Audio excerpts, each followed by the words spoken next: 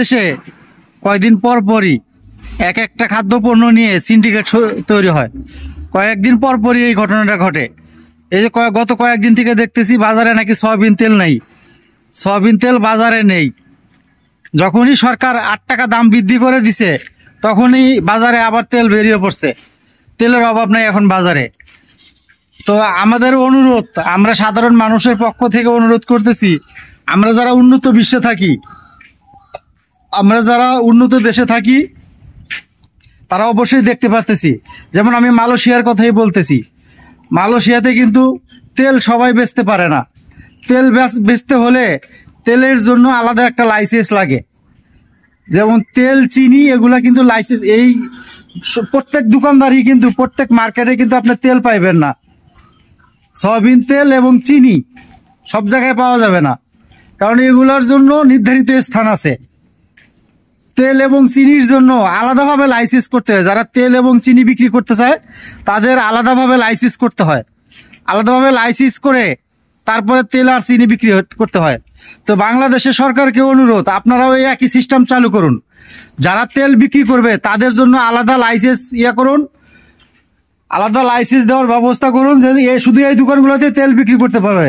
প্রত্যেক দোকানে তেল বিক্রি করতে পারবে না, মন চাইলেই কেউ তেল নিয়ে সিন্ডিকেট করতে পারবে না।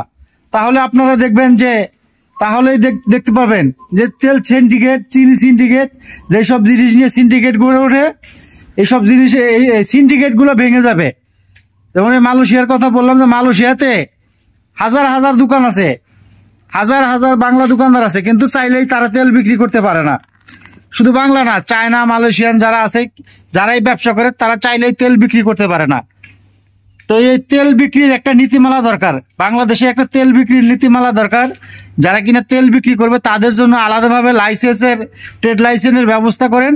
তারা যাতে আলাদাভাবে তেল বিক্রি করার জন্য ট্রেড লাইসেন্স নেয়, শুধু তেল বিক্রি করার জন্য যাতে ট্রেড লাইসেন্স নেয়, এরকম একটা সিস্টেম করলে দেখবেন বাংলাদেশের সিন্ডিকেট বন্ধ হয়ে যাবে।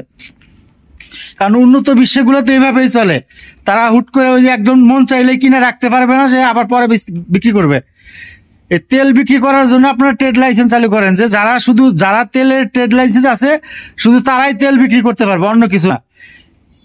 এইভাবে চালু করেন, দেখেন বাংলাদেশের সিন্ডিকেট গুলো ভেঙে যাবে। এটা সরকারের কাছে অনুরোধ।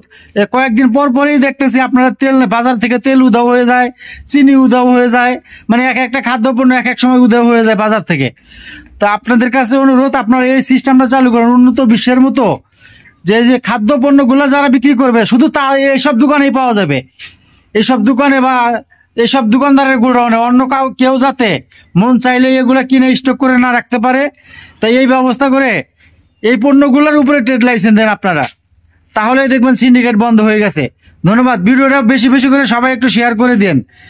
যারা এই কথাগুলো জানেন, যারা এই কথাগুলো সবাই কথা বলেন, আর এই ভিডিওটা সবাই বেশি বেশি শেয়ার করে দেন, যাতে দেশের সরকার, যারা এই তেল চিনি যারা বাজার নিয়ন্ত্রণ করে, তারা যাতে এগুলো দেখতে পারে, উন্নত বিশ্বের সাথে তাল মিলিয়ে যাতে এই পণ্যগুলোর উপরে শুধু ট্রেড লাইসেন্স দেয়।